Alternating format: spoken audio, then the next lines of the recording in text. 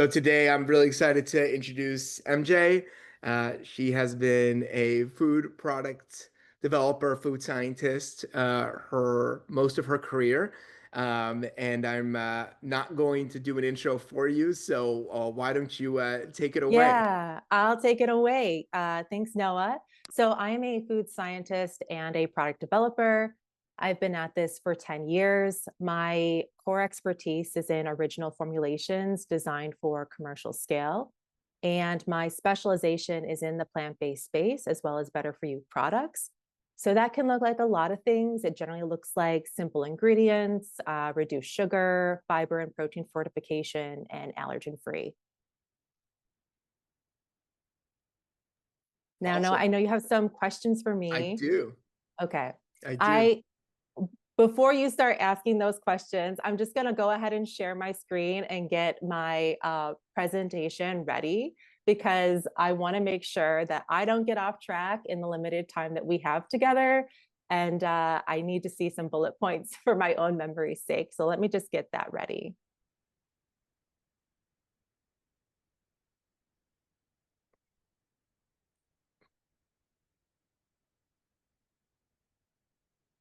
Okay.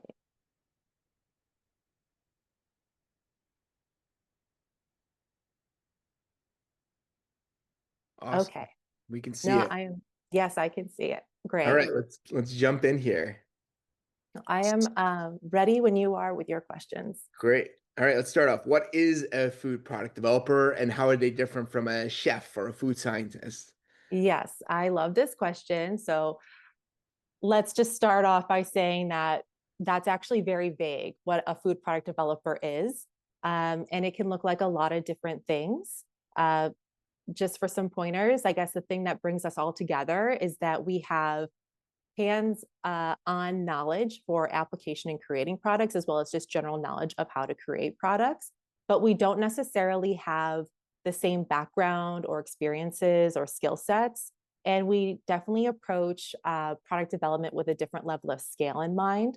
So, in practical terms, what a food product developer looks like is maybe a home cook or a chef or even like a food blogger or creator, as well as a food scientist. But their projects look quite different, right? There's different practices and standards, and there's also different deliverables. So if you're producing, let's say, like a recipe for, I don't know, online or written content, that's going to be very different than creating a recipe for food service or curated experiences. And those are both very different than producing a formula for like CPG brands.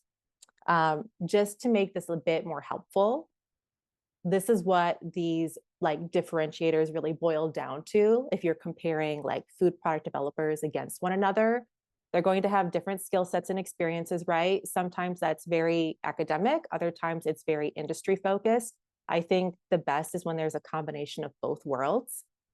They will have different networks, so not all product developers will have access to ingredient suppliers, especially in the B2B landscape, or manufacturers or service providers. Like you will more than likely need maybe like a partner laboratory as you commercialize and scale. Different settings, designing a product for e-commerce is different than grocery or food service. And then of course we vary by like the applications or food types we want to focus on, or the standards and like consumer parameters that we shape a product around. Awesome. Great answer. You touched on it a little bit, but like, what does the food product developer do or handle? And like, what does that look like in the context of like the commercialization journey? Yeah. Let's oops. So I would say, again, overarching goal, regardless of like the type of food product developer you are, is you're out to create a compliant and consistent product. And when I say compliant, it doesn't always mean regulatory. It also means taste and texture and any other identifying specification for that product. Um, just based on my experiences, speaking as a food scientist and product developer, with my clients often going into e-commerce and grocery, that's going to look like establishing the trade secret, and there are three main pillars to a trade secret in practical terms. It's ingredients by usage level, it's the suppliers that you source your ingredients from, and the specifications of those ingredients that actually matter to your formulation. And then it's the processing, which is going to be very specific to your production setting. And we'll get into this a little bit in the future, but producing for a pilot facility, for example, has a different set of processing instructions than producing at a full commercial production facility. And then the other thing that I will typically handle is this transition from, one core stage of product development to another. So think of like three main buckets where you're going from benchtop, which is essentially like an advanced kitchen scale, to pilot, then to commercial production. And to help illustrate this, I mean, it is a lot of new terminology for many people. I would say, think about it in terms of like baking cookies. Like if you were to bake cookies, you would start off at a benchtop or kitchen scale, and maybe you would only produce like a few dozen cookies, right? When you go to pilot, you're not really thinking about how many cookies, like at least not immediately. You're thinking in terms of like pounds of like cookie dough batter that then get baked into cookies. And then that's usually in maybe like the tens of pounds range. When you go into commercial production, you're looking at thousands or even 10,000s of pounds of dough being converted into cookies. So in like the transition between these three buckets or stages, a product developer will do very active problem solving. They will, introduce iterations based on your feedback, search and vet suppliers and manufacturers, and then at some capacity, project management. Awesome. Thank you for that. And also want to make it clear, we open up the floor for everyone to ask questions after I get through some basic ones that I think maybe a few of you do. And then it's just very, very personalized for you to get your questions answered. Okay, so let's say you have an idea for a food product. How much time should you budget for product development? Yes. So I want to start off with like a baseline of what we see with established legacy brands. If you are an established legacy brand, like conservatively, it's going to take you between 2 to 4 years to develop a product from like idea or concept to like its presence on a shelf to launch. But if you want to move faster and still be at like a feasible pace, I would say 1 to 2 years. And anything less than a year is generally not sustainable. When you're looking at legacy brands and you see less than a year happen for turnaround, it's generally because they've acquired a smaller company or they've applied like a very subtle or slight adjustment to a very strong formulation that they've already had in the works for some time. In contrast, startups will, conservatively take 1 to 2 years from concept to launch. And if they are willing to move fast and also in a feasible way, I would say 6 months to a year. But that really only happens if you are highly organized, very intentional, and you have sufficient funding. And I think for anything less than 6 months is generally unsustainable.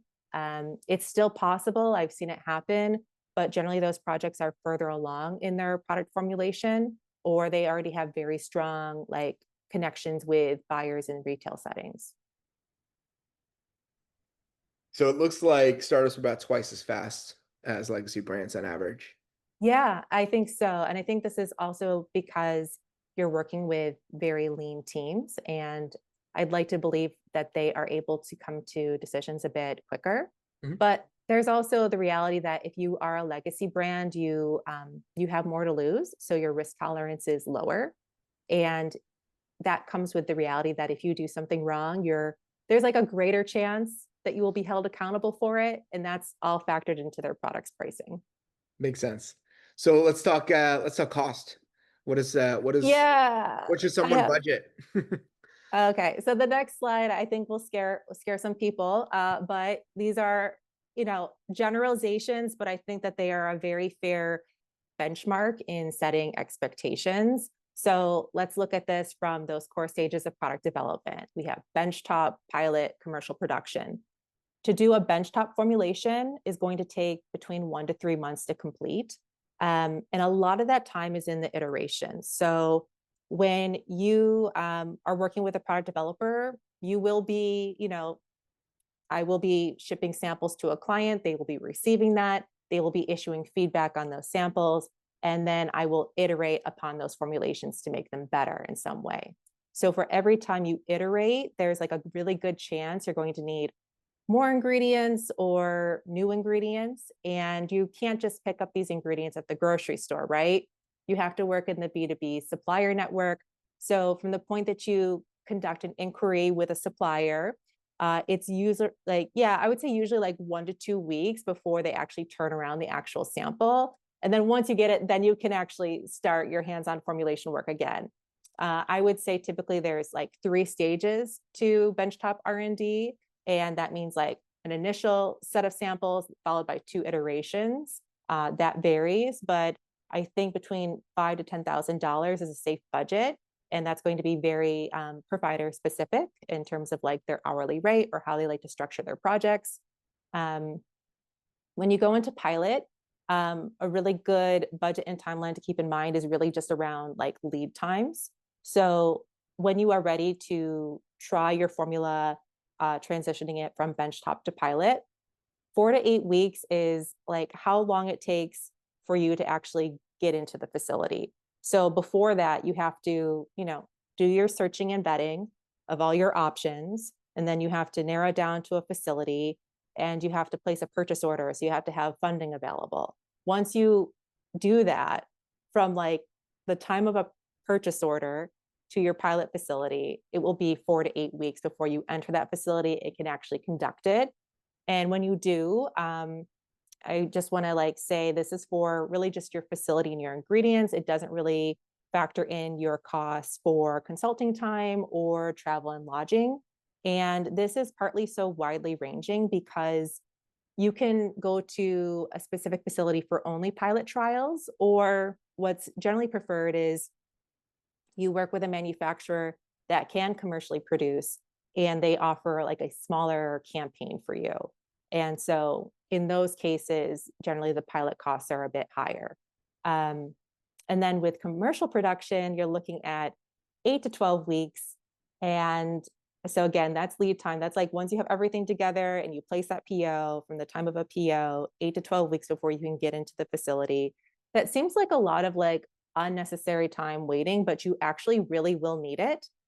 You will have to order like ingredients from various suppliers, for example. That takes a long time, but I would budget anywhere from $25,000 to $100,000 per, I said per trial, but I meant per campaign. And the only differentiation between trial and campaign is, I would just say like industry lingo, trial is like a single day, whereas a campaign can be multiple days. But when you're working in commercial production, you don't really book a facility for X amount of days. You book it around a certain volume, and it's however long it takes for you to produce that volume. And that generally looks like more than one day. Something I really want to underline here is commercial is, it means like saleable products. So you can actually sell these products to consumers. And you might be like, oh, well, duh. But that doesn't actually happen for your pilot stage. Generally, the understanding is whatever you produce at your pilot will be for internal R&D samples only. So submitting samples for shelf life testing, going to buyer meetings, maybe going to certain events and trade shows. It is possible to sell product from a pilot trial. It's just not generally found or commonplace. Thank you for that. I know we're getting some questions. You can put them in the chat. I just have a few more before we get into yours. What are some of the faulty assumptions people make when hiring or working with a product developer, such as your... Yes, I have so many. All the red X's probably give a lot of people unnecessary anxiety. But like the first one is, yeah, all food product developers do not have the same skill sets or level of expertise.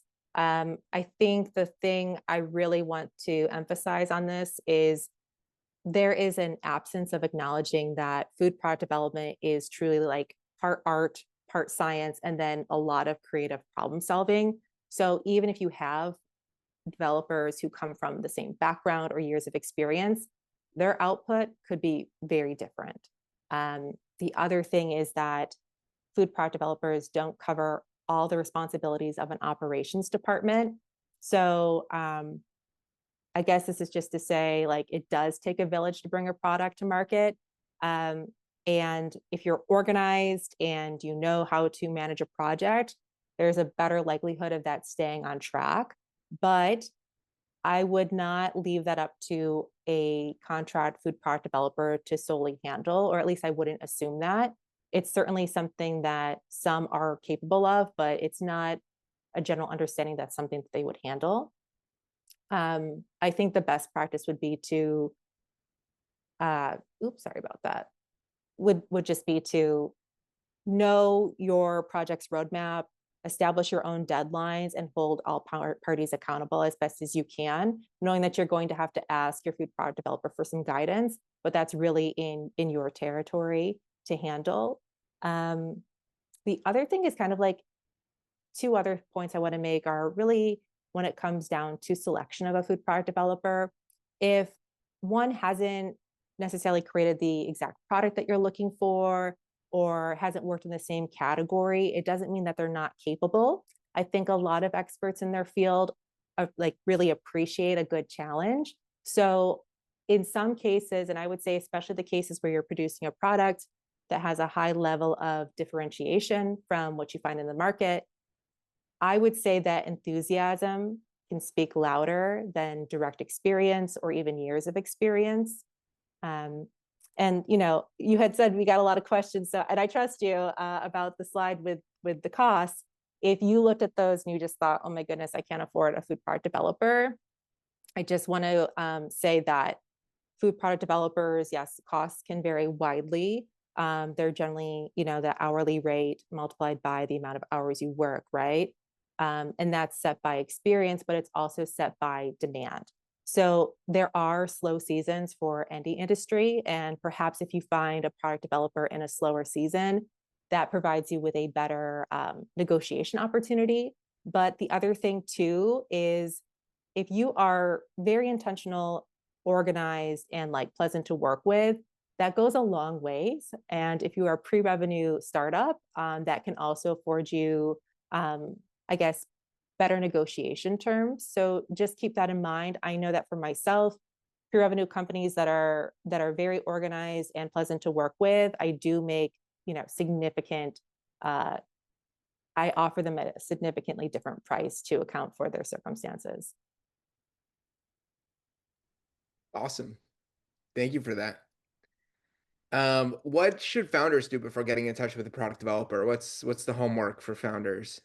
Yeah, I would say the first thing is defining your product as best as you can. It should be thorough enough that if someone like myself were to see your definition of what your product is, I could actually build around your parameters to create like a MVP or a prototype. And the other thing is just to identify like what your roles and responsibilities are, especially if you have a team. Um, it's very helpful to know someone's background. It's helpful to know um, what they're really good at handling, what they're interested in handling, and what their weaknesses and gaps are. Everybody has those things. Being transparent about what you will handle will do a lot to not slow down your project.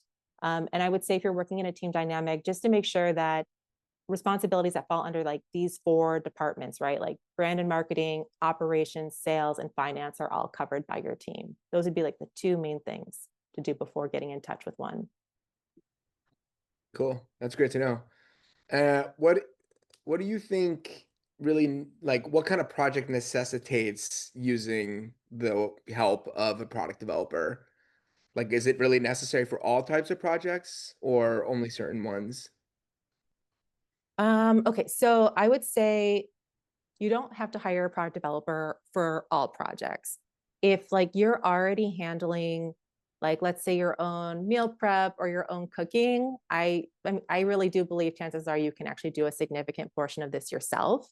The only exception here is if you have a food application that doesn't start off at a benchtop level. Like there are products like pasta, for example, or breakfast cereal, anything really dealing with extrusion, puff snacks that don't happen at a benchtop level first. They just go directly into pilot. So that would be the main exception. Um, Regardless of whether or not you take on your work or hire an outside party, I would argue that you won't be able to replace a food scientist. You're still going to need compliant nutrition fact panels, an ingredient statement. You're going to need to know that your nutrient claims for your marketing, whether it's on your packaging or your website, actually match your formula. You're going to need to like source and vet your ingredient suppliers and manufacturers. And then you're really going to need dialed in processing, usually step by step, and being able to communicate that thoroughly with the team on site for every production setting. Cool. That's super helpful. That's the end of my questions. I know Enlin here has already asked a question. Enlin, if you want Mhm. to say it out loud or I can read it. And Real then, quick, yeah, I wanted to share just two more things because this one, I know please. this is a lot of information, Sure. but it might actually maybe answer some of the questions, right? And pose some new ones. So the first thing is if you decide to take on your own product formulation, like there's a lot of good that that can do for you.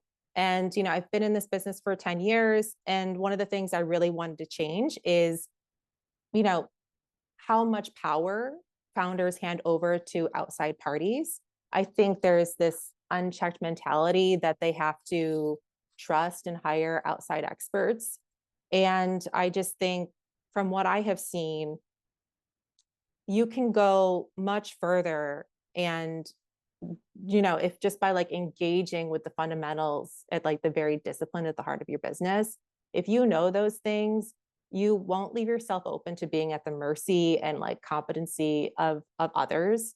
And further, for every you're going to encounter like a lot of challenges in this process.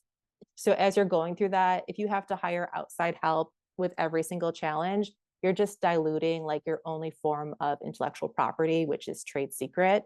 So at the end of the day, you know, I just want brands to be able to, and especially small and medium-sized brands, to have more leverage over what they actually have.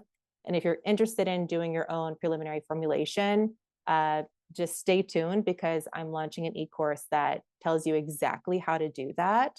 And then in the meantime, this QR code will direct you to two resources.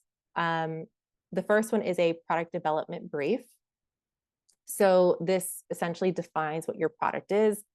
Again, all of those parameters that really matter to someone who does the technical hands-on work and shapes your prototype. I really credit this brief with like my success rate for the past 10 years. Being able to deliver 100% compliant prototypes really starts by having a very fleshed out idea of what your product and concept is. And, you know, in the process of doing this, I will just say, anticipate that you will see some questions or fields that you haven't thought about before. And that's actually like a really good sign. It just means that don't be discouraged. And if you've never thought about it, chances are you've never thought about like how to solve for it or how to approach researching it. So for that reason, there's also a separate guide that gives you that insight and then also just some pointers before hiring a food product developer. Um, I made both printer friendly and digital friendly. So if you're looking for an excuse to disconnect from all your devices in the evening, I would just say print the product development brief and then print the you know the guide alongside it and then do it for your evening reading. Thank you, MJ. Yeah, super You're helpful. welcome. I've taken a look at the guide myself, and I think founders will definitely get a lot of really important information from that. So, okay, now we'll jump into questions. And Lynn, I know you put yours in the chat. Again, you can unmute yourself and present it yourself, or have me read it, whatever you prefer. Yeah, well, I will turn on my camera. Thank you so much for this very helpful and insightful information, MJ. Really appreciate it. I'm actually writing from Sweden, and it's really snowing outside. Um, I do have a question regarding what you mentioned about this half a year to 1 year MPD process. Mhm. What might be the major challenges or pitfalls that startups may face? And I'm assuming that startups might just work with an existing production facility or OEM, as we call. Mhm. Um, based on our experience, and maybe just some really high-level recommendations on how we can actually mitigate these risks. Um, and my context, or just to be more specific, Yeah. is that we know that there are really nice products out there in the market, but most of these, for example, plant-based snacks are not very healthy in a sense, very high in salt, very high in sugar, sometimes really high in fat too, and broadly defined as ultra processed food, although the definition is not necessarily meaning it's bad. We're just thinking that maybe we can take a step further and not only making it plant-based, but also making it healthier by reducing the amount of salt and sugar and everything.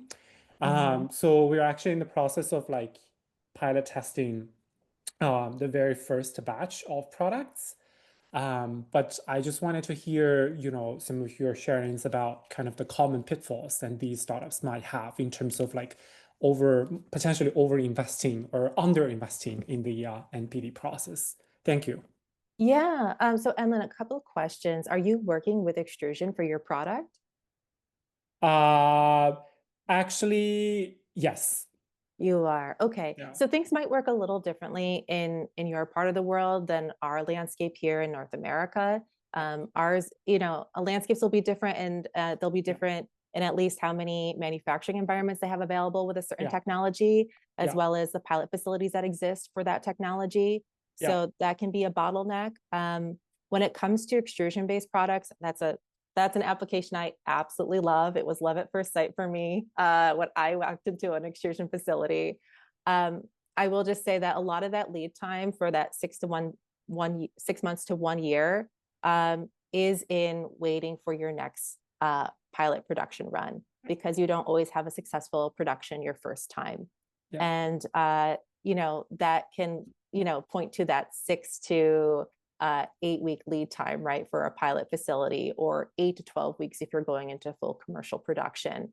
If your lead times because you have more facilities where you live, it is different, then that will obviously speed things up for you. I think, just to keep it general, when things become more than a year, it's because there's generally a scope change. And these are generally for projects where they don't do any product development work themselves. They come in with merely an idea.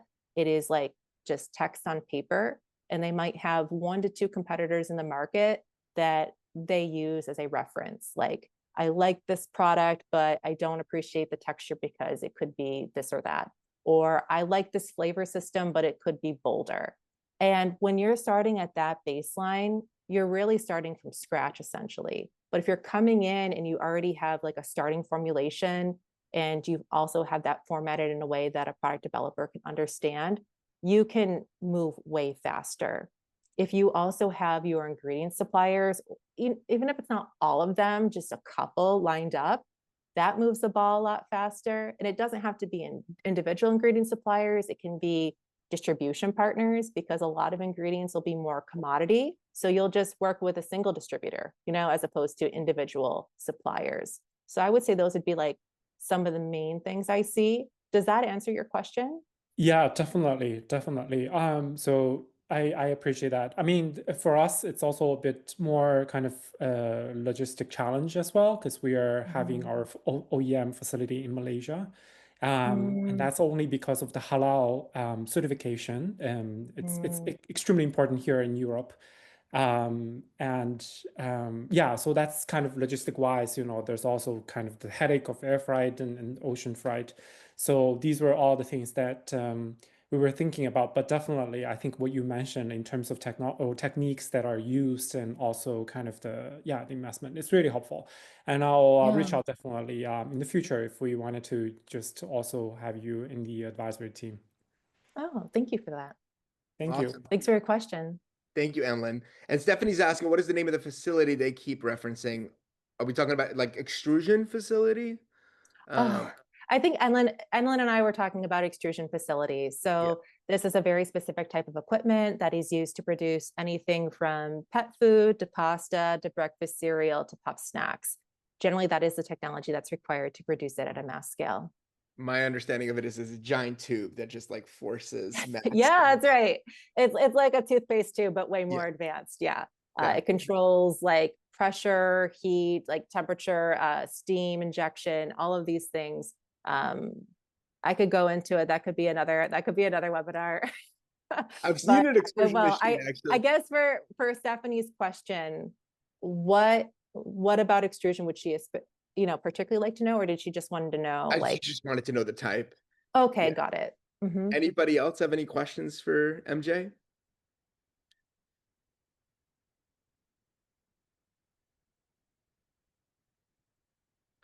Also letting you know the full recording and slides will be available in the video library, which is available to our members, and you can watch past webinars as well and events that we've hosted and talks and all that good stuff. So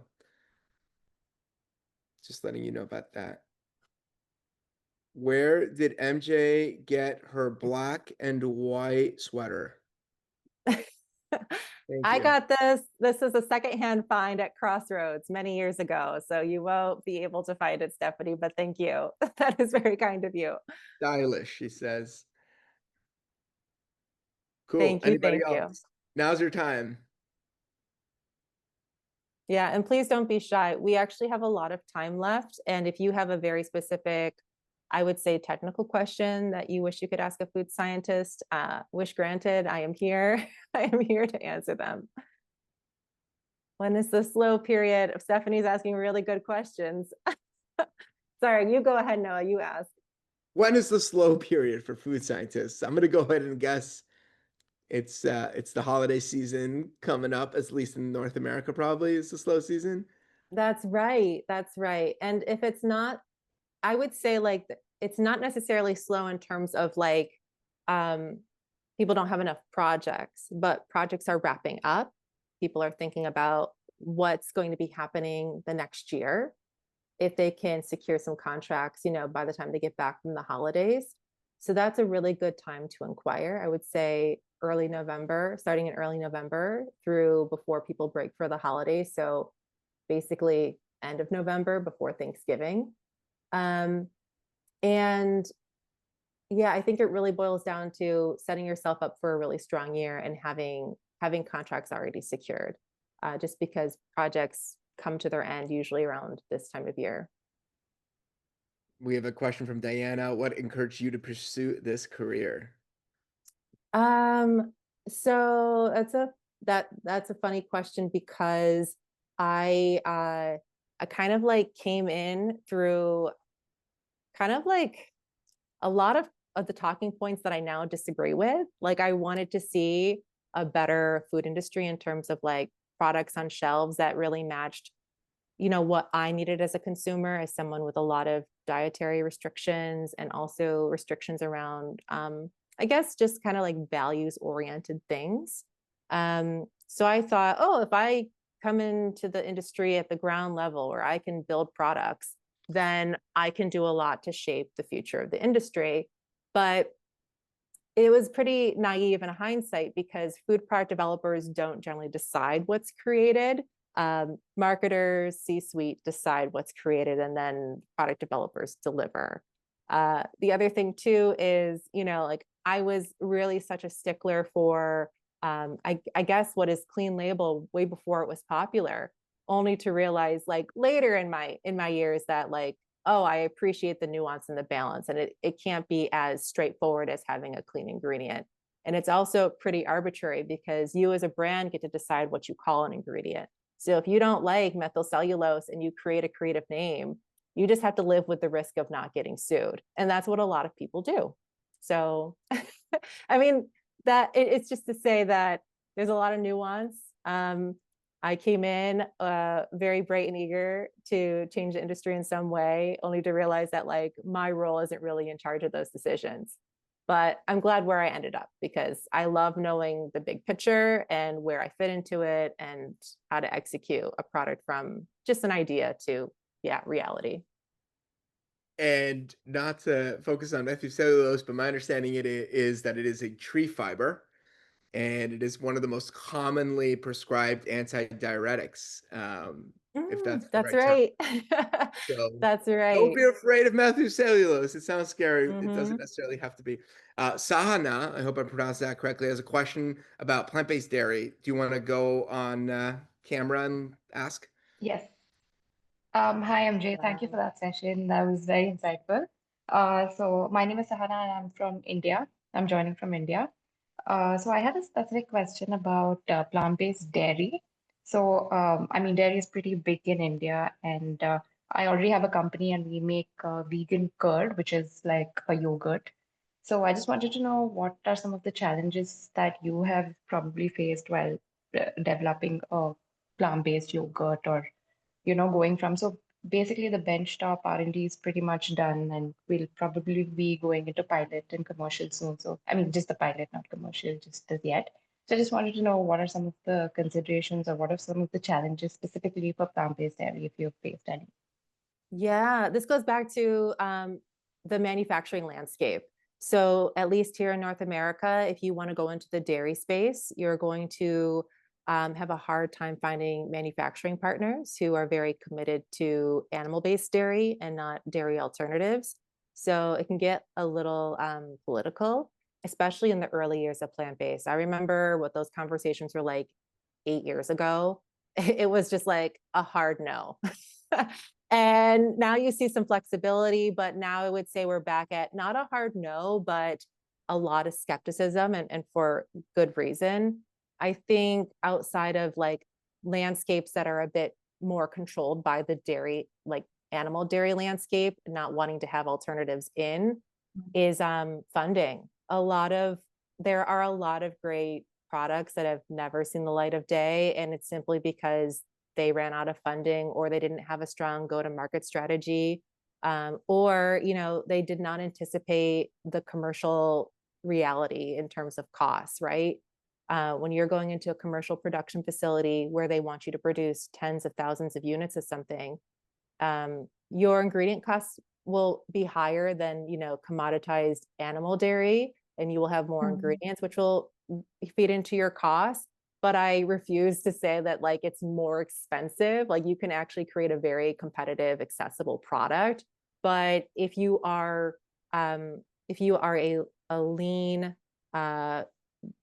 scrappy, self-funded startup that wants to do this, it's a very big reality that you will need a lot of funding, and it's unfortunately become like, I guess, just more prevalent. I would like to see more small and medium-sized companies in this landscape. I would like to believe everybody wants to see that. But it's very hard to enter the market without significant outside capital, unfortunately. Makes sense. I mean, that's one of the challenges that we face too, that Mhm. especially in India, the customer base for plant-based dairy itself is low. So I mean, from the bench top, we've been able to make a little bit of sales, but the pilot is something that we're looking at, and these considerations have been very useful. Thank you so much, MJ. Yeah, you're welcome. Thanks for your question. Thanks for staying up late. Oh my goodness, that's right. All the way from India. Yeah, it's okay. Thank you. This was very Big thank useful. I mean, it you. was totally worth it. We got Thank you. Stephanie. Hi. Hi, Stephanie. Hi. So I have another question. What has been your favorite food product to work on so far? Ooh, breakfast cereal. Easy. It is Why? my favorite. It is such an art and a science. It is very, you will encounter so many challenges. You will grow in so many ways if you're really into the technical side of things. So for that reason, it's always going to be breakfast cereal. I think there's a lot of room for improvement from what the market's offering. So that is the one I will always go to, but it's also the most expensive. I have expensive tastes, except for my clothing, just in products, and the ones that I decide to manufacture. But yeah, that is easily my favorite one. Have you ever thought about pitching your own cereal in the I industry? have. I am, I guess I would say, skeptical of traditional means of funding, because it is very important to me to be able to uphold the values that I have, and they are very different than what traditional profit-focused fundraising wants. So yes, but Mm. no. It reminds me of, have you seen the movie Daddy Daycare? No. Yeah, I What have. happens? Watch it. Within the first 10 minutes, they're basically pitching like a healthy cereal. Oh, Yeah. really? And it does not go well. That's, I'm not going to ruin it for you, but Oh my gosh, I'm gonna see this. you Okay. really have to watch it. It's such a great movie. Yeah, it is. It is I a good need a good movie. laugh. So yeah, I'll prioritize that stat. Thank you so much for your time, guys. Yeah, of course. Thank Stephanie. Thank you for you. joining.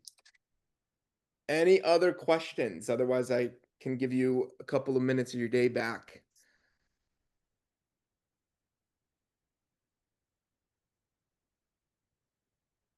All right, cool. I think that's as clear of a no as we're gonna get. Thank you, MJ. Really You're appreciate so welcome. all the insights you've shared here. Excited for the slides and the video to go up to our video library for our members. Thank you again, everyone who joined. Our next webinar is on the 26th of November. Our next in-person event is in Los Angeles on the 29th. Best place to learn about all those things is at vegpreneur.org. I'll send the follow-up email. You just click on it, and I hope to meet everyone in person. Great. Thank you everyone for your time. Thank you. Enjoy the rest of your day. You too. Take care. Bye. Thank you, MJ. Thank you, Noah. Bye. Thank you. Thanks, Bye. Anna. Good night.